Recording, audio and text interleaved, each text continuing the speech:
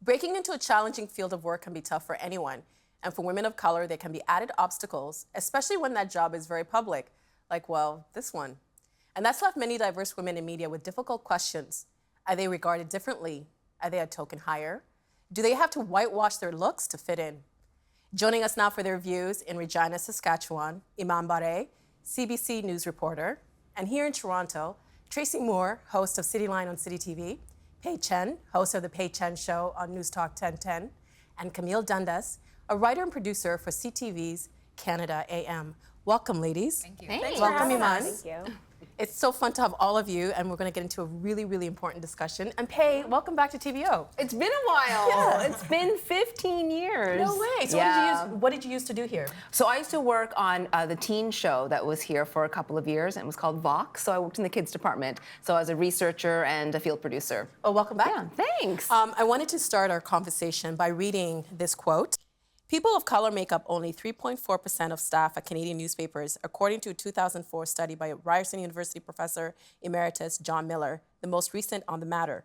This demographic makeup, which does not seem to have improved much since 2004, stands in stark contrast to the country's population as a whole. Visible minorities make up 19.1% of the population, according to the 2011 National Household Survey. And that's Davide Mastracci from Ryerson Review of Journalism. Iman, I would like to start with you. Why does it matter that there are more diverse journalists beyond reflecting Canada's population?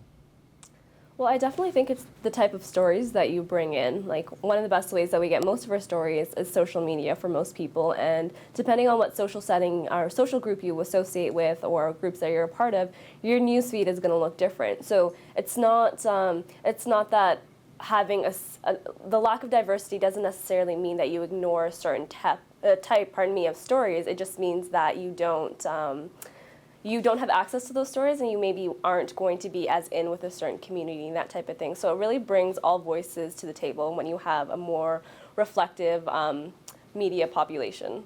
Now, Pei, those numbers I cited were for newspapers. Mm-hmm. Is it any different in broadcast media or the same?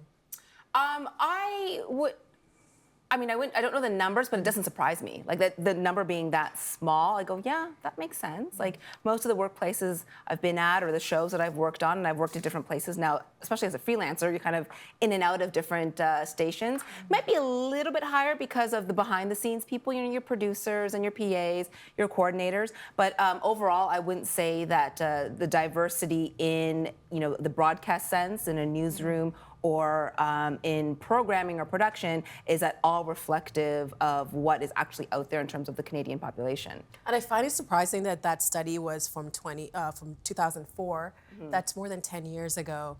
Camille, is it getting better or worse? I wouldn't say it's getting better. Mm-hmm. Where I work, in terms of people with permanent jobs, there's me and one other Black woman. When maybe like a freelancer or a contract person comes in and they're Black, I'm like, oh, you made it. We're here. Yeah. It's a surprise when you see another person of color come to work. So I'm not surprised either, and it hasn't gotten that much better. I think that it really, in terms of, Iman was talking about, you go to what you know, right? In terms of, that's why it's important to have people of color in terms of the stories that they bring. But it's the same thing in hiring.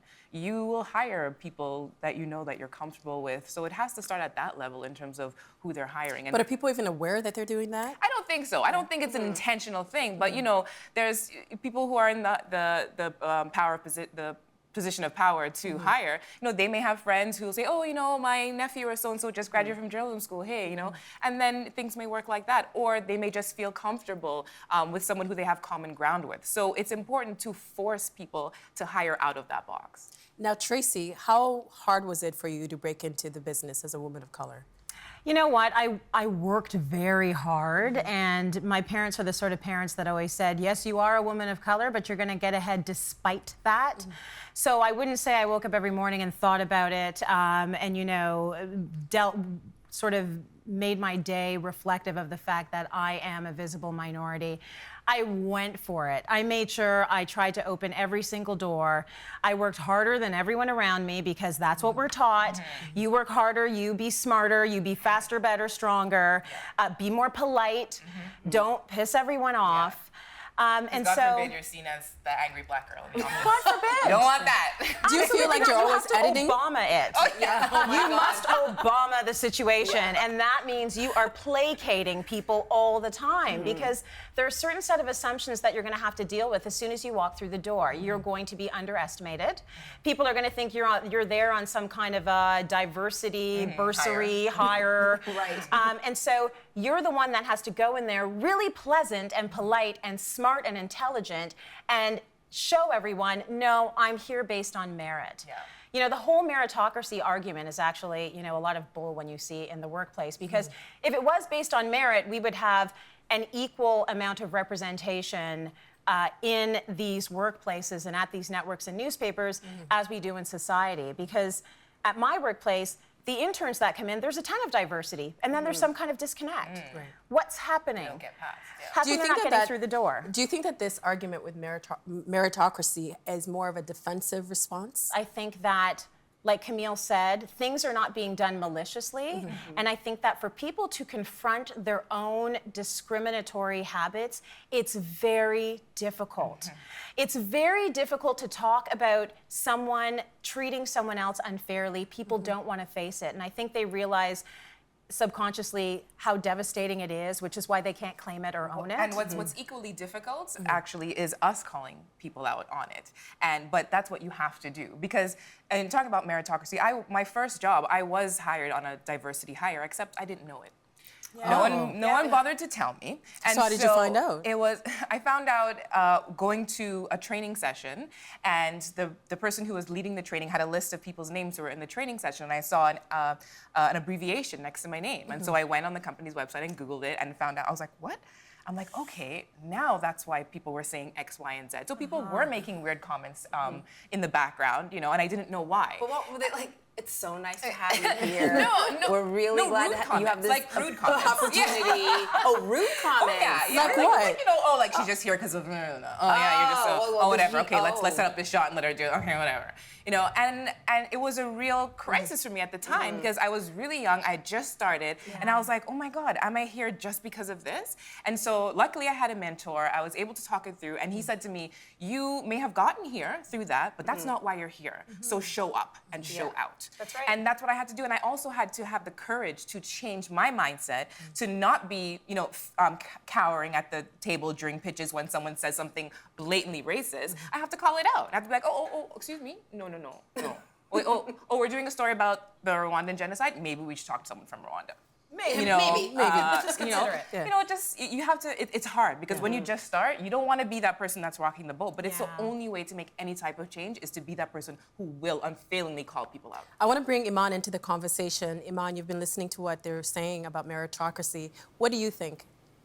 Well, I definitely think it's a little bit of both. I think that, I mean, I come from a province that has a lot of diversity, doesn't necessarily have a lot of diversity in media, but that also, I don't think in the school that I went to, there weren't many students of diverse backgrounds and that type of thing. So I don't know in my situation if it was necessarily interns of color are coming into the door but not staying. There was 2 black girls in my class, me and a friend, and she didn't ended up not liking journalism, chose something else. I ended up getting hired. Actually, as an intern, I got hired where I worked. I've never really felt that I was a token hire or anything like that. I've actually been really, really fortunate with all of the experiences that I've had. I've had really wonderful mentors who haven't been people of color, but have really invested in me as a journalist and as a young person, for sure. I think, I mean, there is a disconnect. Like, I'm a black Muslim woman, and for me it was wanting to go into journalism. A lot of it was my parents saying, you'll never get a job, like you wear hijab, that's ridiculous, don't even think about it. So I think the disconnect also comes from what we're telling young people, what we're telling them their opportunities can potentially be. I find it interesting because you were getting all those voices from people who care about you, your parents, and Yeah, also and too, it's if a you look on, protective thing, but right? it's a protective, Yeah, absolutely. yeah. But It's- also too, if you look on TV, you don't really see many women wearing a hijab. Yeah, and that's exactly it though, because like a lot of people have this idea, Muslim people especially have this idea that like it's not for you. So it's actually, I know a lot of young Muslim women who wear hijab who are graduating journalism school this year, and I'm really excited to see where they land, or have just graduated and are working at papers. One of my good friends is a reporter for City TV in Toronto. So I think the landscape will definitely be changing in the next few years. But it's taking those first generation, second generation children to like take the leap, maybe be a little bit more brave, silence the voices that are telling them that they can't do it, and just developing like a really, really wonderful support system of people who think that you can do it regardless of what obstacles you might have imagined or think potentially are there. So Iman mentions a really interesting point. So her friend is at my station, and What's her name? You know what? I don't know any of the Janella. reporters anymore. I don't know any of them. They're a Janella. whole new generation of young people. Janella. But I do know she works at the station now because I noticed. Yeah. And I'm like, yay, City. Me too. I City did. always had Yeah. a very good tradition of being diverse, thinking outside of the box. But like Camille said, when it comes to the hiring, it doesn't necessarily trickle up through the echelons of power. So there's a really beautiful window dressing, and it's lovely and vibrant, and it's the United Colors of Benetton. And then as you go up into producers and supervising producers and directors and senior executive leaders, and you're not seeing that same representation. And those So are the people with power. Exactly. those are the people who are hiring Yeah. the folks that might be friends, people they know. Yeah, and they're the ones who have the ability to also advance people forward. So you'll find sometimes that that person might stay at that level for a really long time. And my first on-air job was actually at CFMT, which is now Omni Television, and that was known to a lot of people in Toronto and Ontario as the multicultural station. So, but in fact, I did English programming. So I used to do interstitials that came on between big American shows, syndicated shows, The Simpsons, Law and Order. But when people would hear that I was at CFMT, it would almost like, if I said, well, you know, I'm a host, and they go, where? I'm like, oh, at Omni, and it was almost like they go, oh yeah, that makes the sense. ethnic station. Right. I always got that reaction, like, oh, do you host a Chinese show? And I was like, no. But that leads me to a different. That's Yeah. another question that I was wondering: are niche networks helpful or hurtful? You know what? I don't think I think they are helpful in the sense that you know, they're sort of disappearing because, you know, now people can go online and find news from back home. But I do think it gives people who have the language skills and that background an opportunity to keep their skills up, because, you know, what happened at Omni was that the people that were hired on the diversity shows were fluent in the language, speaking, writing, and they could connect with the community. So I absolutely think that they are very essential. If someone, let's say, was, you know, hosting the, you know, Portuguese show, but thought, you know, I want to branch off into more like a English network, mainstream, she might have a challenge. Yeah, you know why I think it's especially helpful? My husband and I started an online magazine called BuyBlacks.com. And just through, I'm the editor-in-chief, he's the publisher. I work with loads of young writers, young black writers who will come and give me amazing stories. But I've also been able to help them network in other areas. And so where they don't have that social capital that maybe one of their peers had in school, they can use me as social capital. And I can introduce them to somebody who can give them a job at Toronto Star or at CTV or wherever. And so it's just like a, you know. It's kind of like you're mentoring. Yeah, absolutely. So right. it's important even just for that. I wanted to ask you, Tracy, what was it like when you first became the host of City Line? And you were the first black woman to do it. Yeah, I mean, I'm the kind of the fourth host, because there was one early in the beginning, even before Deanie Petty, before it was called City Line. It was interesting because I was obviously facing a huge obstacle, which was not insurmountable. As we see 8 years later, everything has gone well. But stepping into the shoes of a host that, you know, is probably my antithesis. You know, I'm a young black woman, just had 2 kids. You know, kind of funky news background. There's Marilyn Dennis there on the screen. Yeah, so Marilyn loved 19 years. That is probably unprecedented in Canada for a host to have that long a run. Here I am coming in, new to lifestyle television with a news background, and Canadians do not like change. I understand that very, very clearly. I had blinders on, and I think I'm happy I faced it that way. When you say they don't like change, does it mean that there was a negative response to you becoming the host? You know, I felt that there was negativity, I didn't seek it out and I didn't look for it and I didn't Google my name, but I knew it was happening because people would say, "Oh, they're being so harsh, but you're so good." You're like, And la, I'm la, la, la, I don't want to hear it. because I can't have that and feel that and consume that and walk into a studio every day with 75 people looking at me and have any sense of authority or confidence if this is what's rattling around in my head. So trying not to, get myself shook, it's something I completely ignored. I feel like it would have been debilitating. And I felt that there were a lot of people that had a major problem with the change. And I would get letters, mostly from more mature viewers that didn't have access to technology. And I would email people back and I would call people.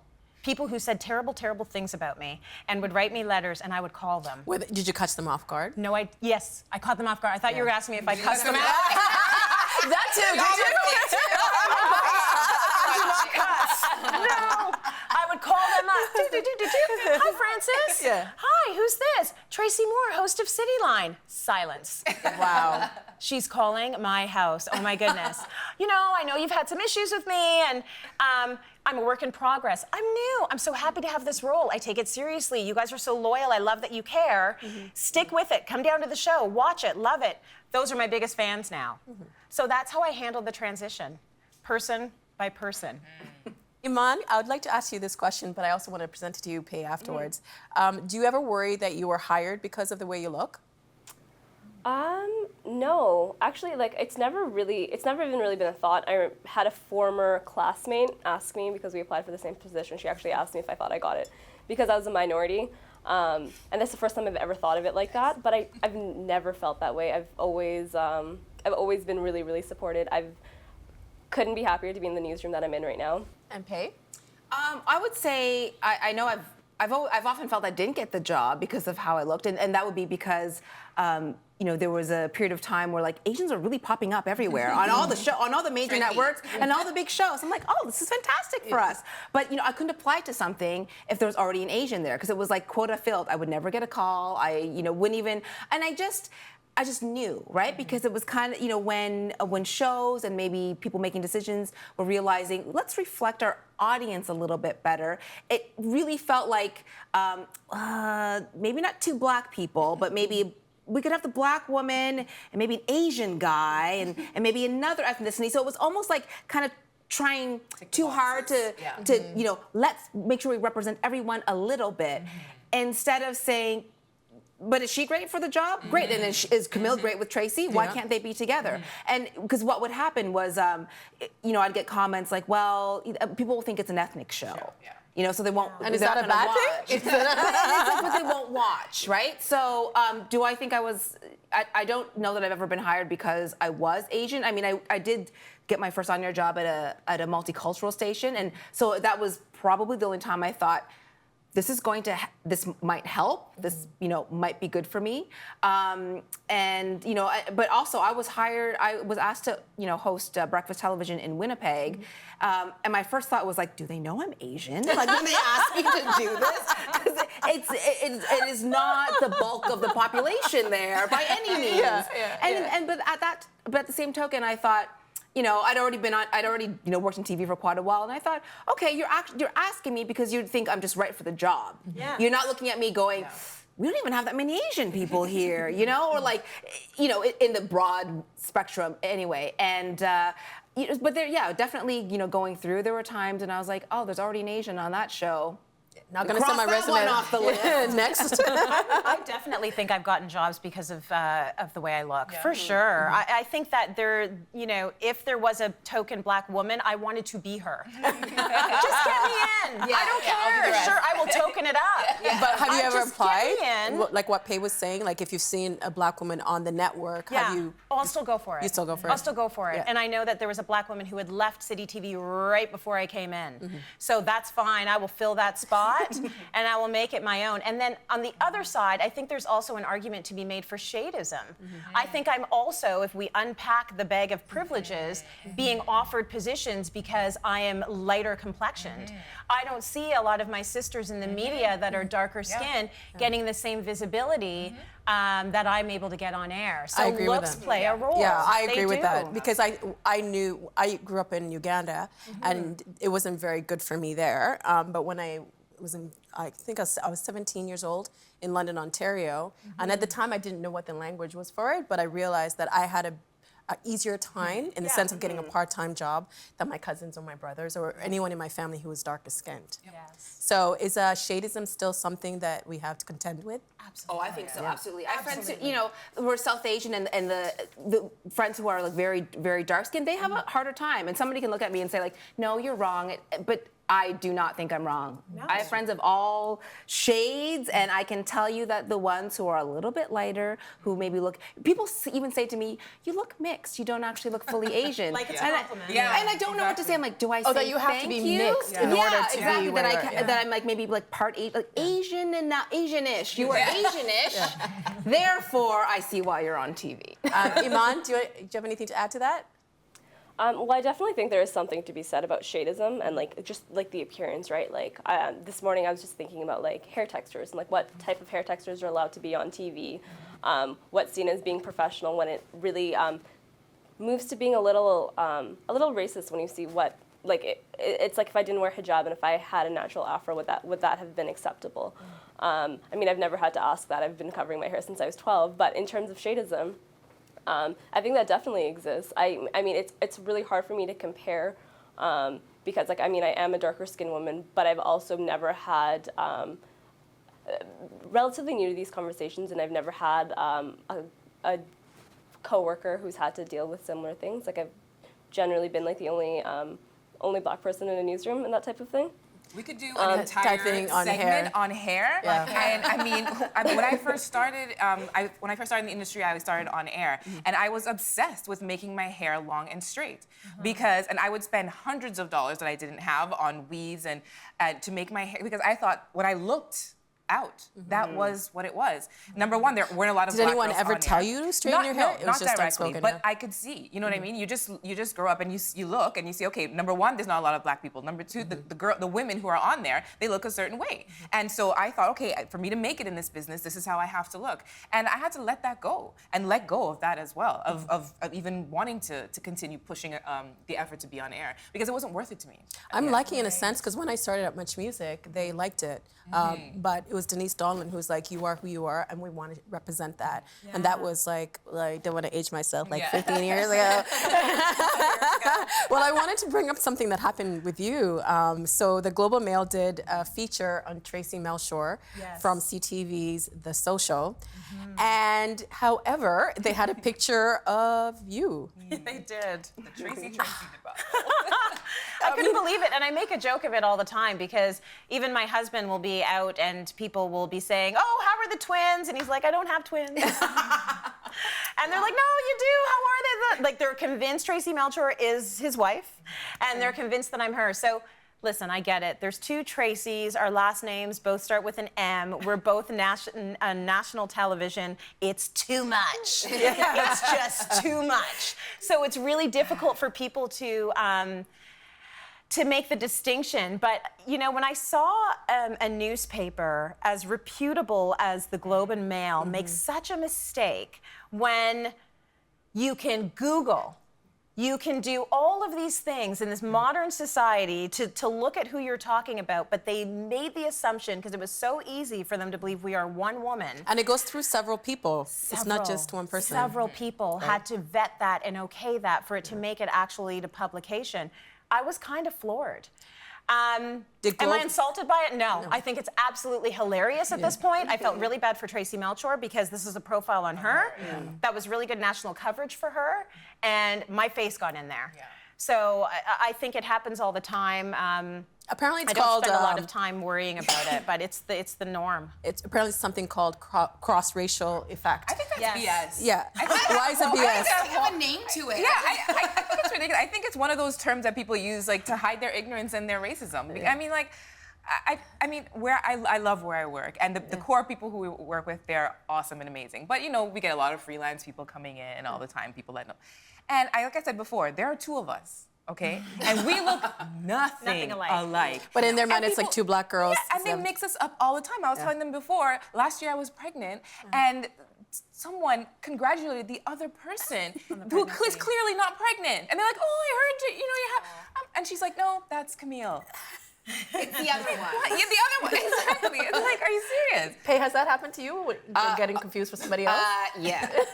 I don't know.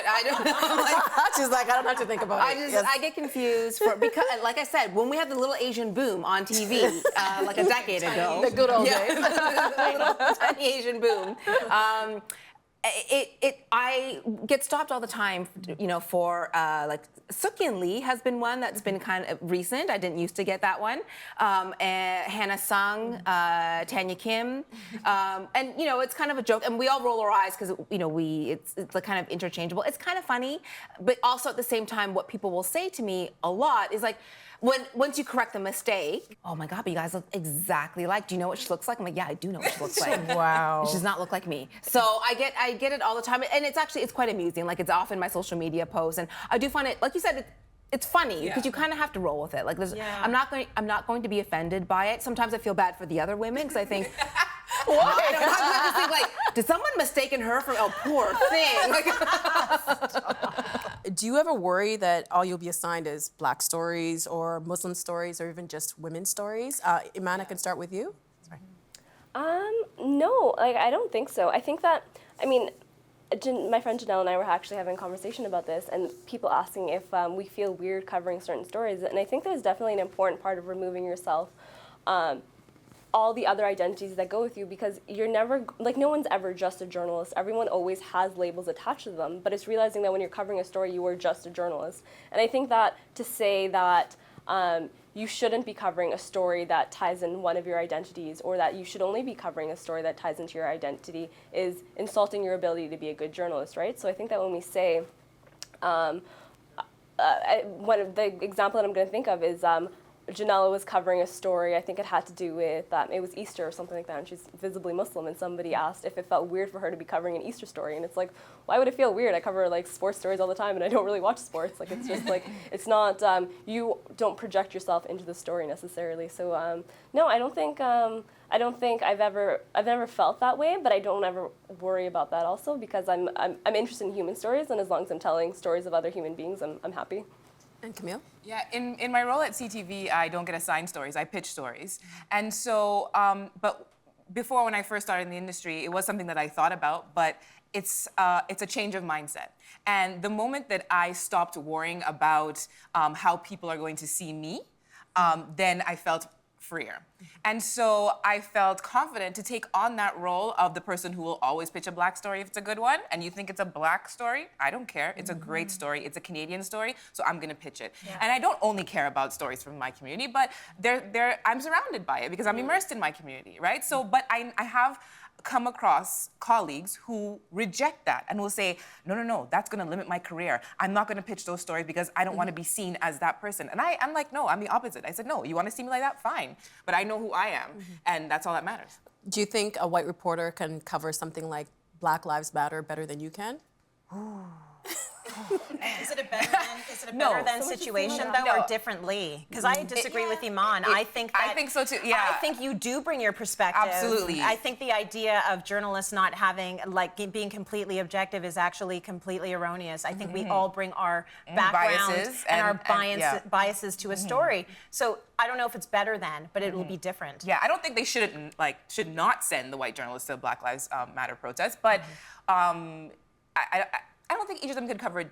It's differently. It's not better. Different. It's going to be different. It's different because, frankly, you know, it's more likely that the black reporter will know what to say and what not to say. More importantly, and then you don't end up with egg on your face as a network. You know what I mean? Which has happened many times.